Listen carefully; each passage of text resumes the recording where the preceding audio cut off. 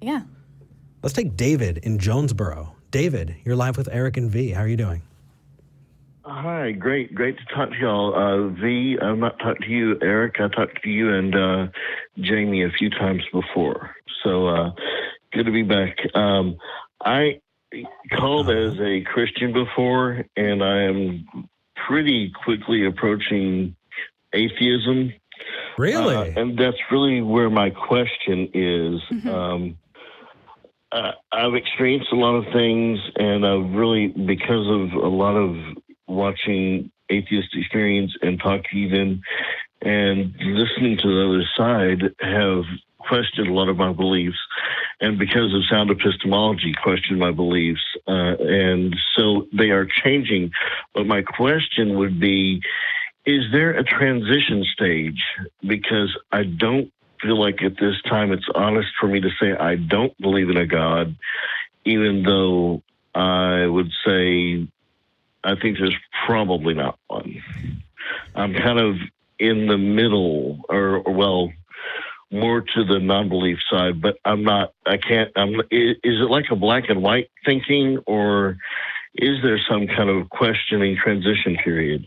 So in short, yes, there is a transition period. And no, it's not black and white. The longer is no. The more you learn, the more you find out that everything's in shades of gray. On top of that, as you were speaking, I see the sea of nodding heads in the studio audience, because all of us, man, just that entire process of leaving religion, it is a process, because I can tell you for myself, it wasn't just the God question. Right. You know, there are so many things that are tied into it. You know, well, I explained all of these phenomena in my life as God, so what was it? I justified morality this way. Here's how I thought about death. Here's how I thought about, you know, the value of human life. Here's, you know, what I thought about marriage and how to treat other people. And are those still the same things? And why does it need to be the same thing? And, you know, just as you're processing all of those things, it's just so much more than absolutely answering that God question. Yeah. And so, at least in my experience, what about you, V? Oh, 100%. There is the idea that, and I see this online a lot, and if this has been your experience, that's great that you can just realize that the God question is kind of, you know the answer, like, oh, there is no God, cool, and then move on with your life and not have any more questions after that. That's not how it works for most of us, especially people who have grown up in religion. It is a series of building blocks. We built an entire worldview on this foundation.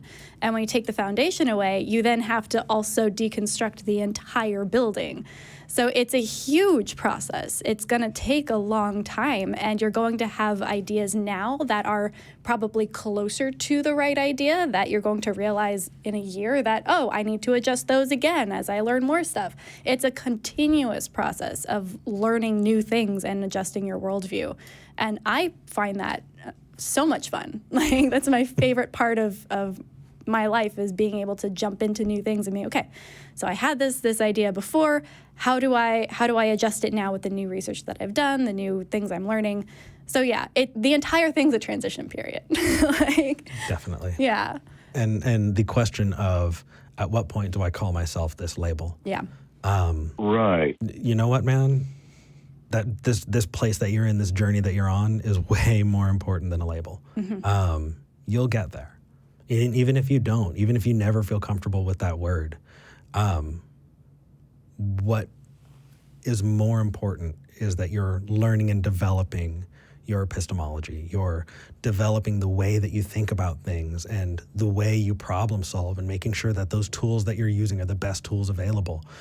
When you do that, it helps you everywhere. So cheers to that, man. And that's one thing. I mean, I enjoy questioning my beliefs now. And I've always enjoyed, like, debating and arguing with people in a productive way. But what's interesting, this is a kind of a second question onto that, is how do I deal with certain people? And I'm going to give you an example. I was raised Episcopalian, so we're liberal anyway. But but I haven't been to church in probably, I would say, 20 years. I'm 35 now.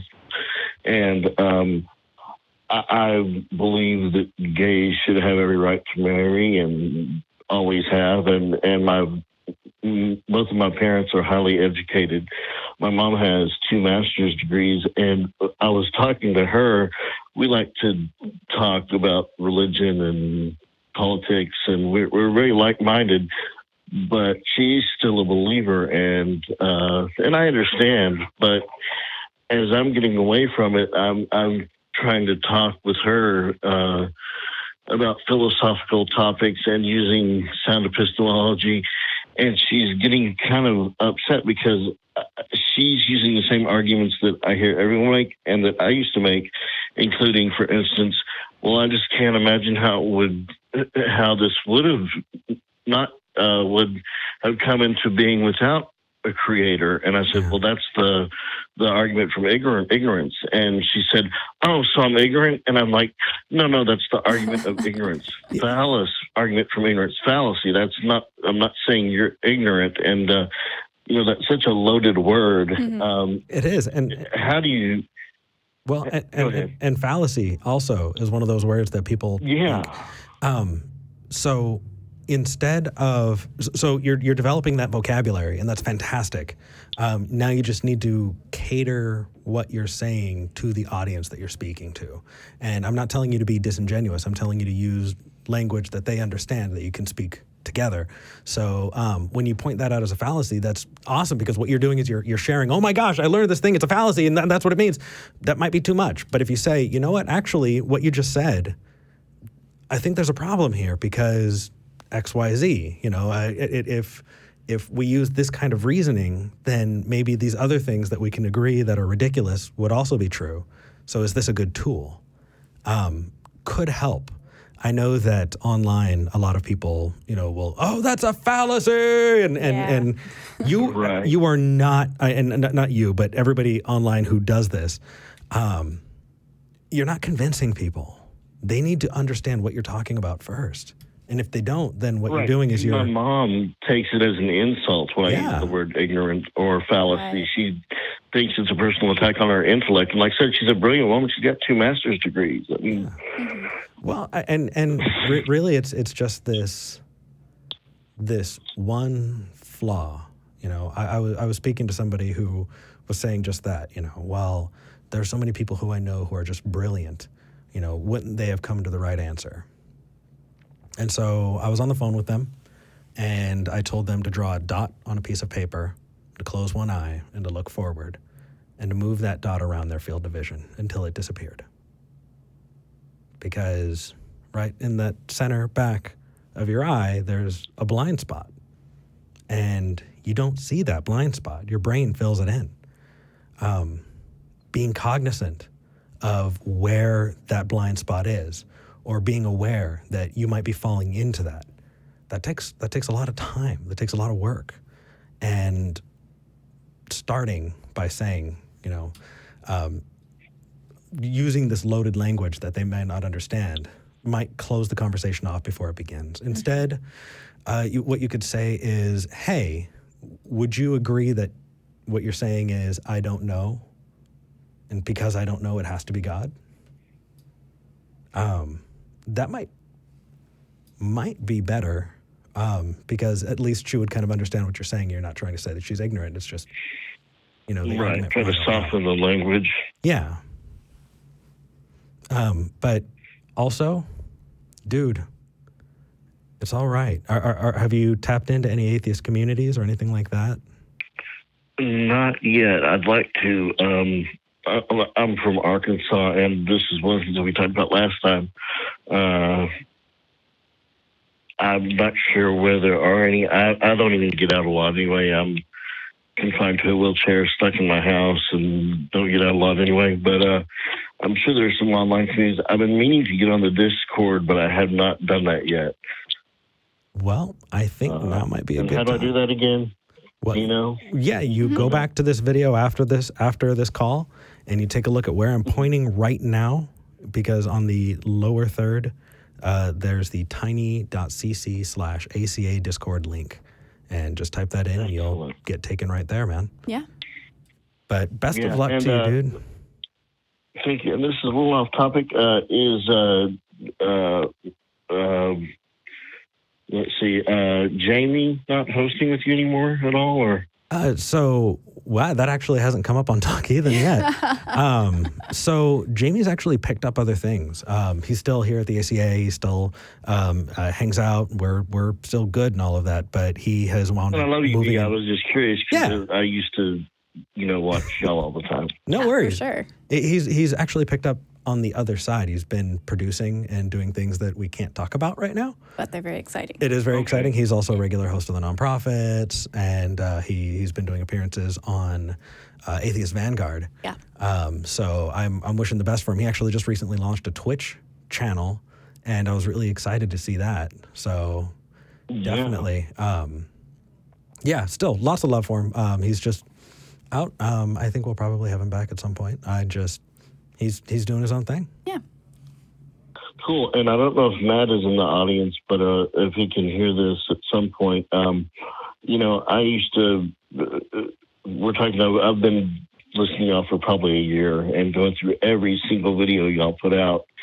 Oh, I'm so sorry. I used to be like my mom, and I would get offended, especially by some of the things that Matt would say. And now I quote him a lot because he makes sense. All make sense. But it can come across as kind of brash at the beginning. It does, and it's kind of like a splinter. It hurts, and it's this annoying thing. And yeah, I agree. It's definitely one of those it takes all types approach, where there's room for us, there's room for Matt, there's room for, the scathing atheist, there's room for Anthony Magnabosco. Yes, exactly. Yeah.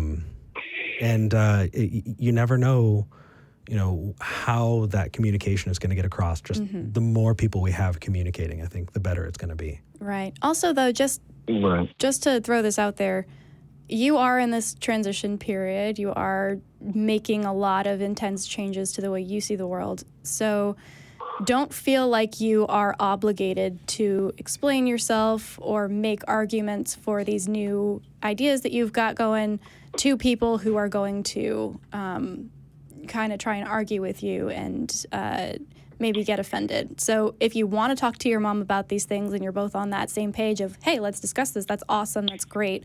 But also don't put that on yourself as something you need to be doing. If you want to step away, if you want to say, hey, I don't know the answer to this yet, or I don't feel comfortable talking about this right now, that is also 100% your prerogative.